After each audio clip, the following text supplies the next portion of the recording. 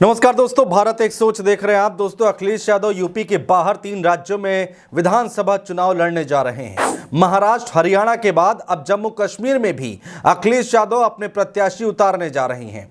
जम्मू कश्मीर में अखिलेश यादव ने पूरी तैयारी कर ली है। लोकसभा चुनाव के बाद सपा को राष्ट्रीय पार्टी बनाना चाहते हैं अखिलेश यादव। क्या है तैयारी, क्या है रणनीति, ये सब हम आपको बताने जा रहे हैं। दोस्तों 10 साल बाद जम्मू कश्मीर में विधानसभा चुनाव होने जा रहे हैं। हर एक पार्टी अपना जोर लगा रही है।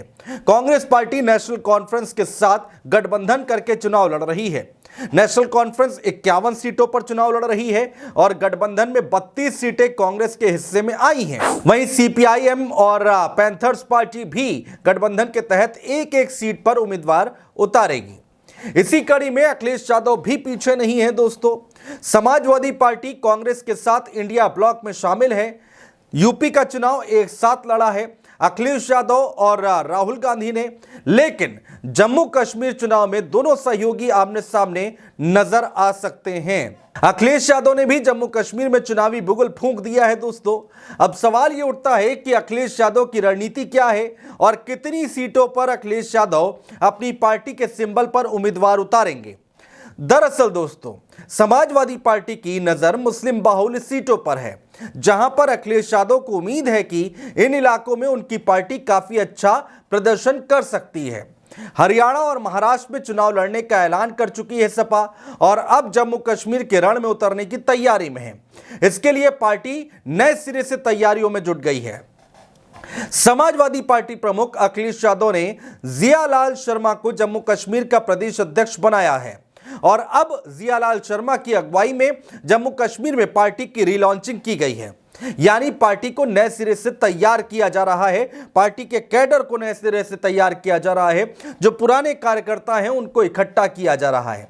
समाजवादी पार्टी मुस्लिम बहुल्य सीटों पर अपने उम्मीदवार उतारेगी। दोस्तों, पार्टी पहले भी जम्मू कश्मीर में चुनाव लड़ चुकी है। जम्मू कश्मीर में विधायक और सांसद रह चुके शेख अब्दुल रहमान पार्टी के प्रदेश अध्यक्ष रह चुके हैं। और दोस्तों, अंदर की खबर यह निकलकर सामने आ रही है कि अखिलेश यादव जम्मू कश्मीर की 7 सीटों पर सपा के सिंबल पर उम्मीदवार उतार सकते हैं।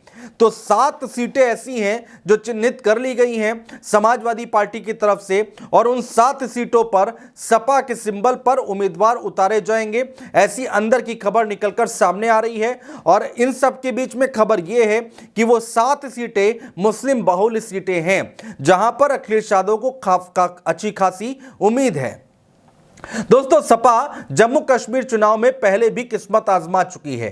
पार्टी ने कठुआ सीट पर उम्मीदवार उतारा था, हालांकि तब सपा के उम्मीदवार को हार का सामना करना पड़ा था। जम्मू कश्मीर में शेख अब्दुल रहमान सपा के प्रदेश अध्यक्ष हुआ करते थे, लेकिन पिछले 10 साल से सूबे में पार्टी निष्क्रिय है। अब दोस्तों, नए प्रदेश अध्यक्ष जियालाल वर्मा ने पुराने सपा कार्यकर्ताओं को बुलाकर पार्टी को रिलॉन्च कर रहे हैं। दरअसल दोस्तों, समाजवादी पार्टी को अभी तक राष्ट्रीय पार्टी का दर्जा नहीं मिला है और अब देश में अलग अलग राज्यों में चुनाव हो रहे हैं। अगर इन सभी राज्यों में अखिलेश यादव चुनाव लड़ते हैं तो उन्हें करीब 6% वोट चाहिए, जिससे उनकी पार्टी को राष्ट्रीय पार्टी का दर्जा हासिल हो सके।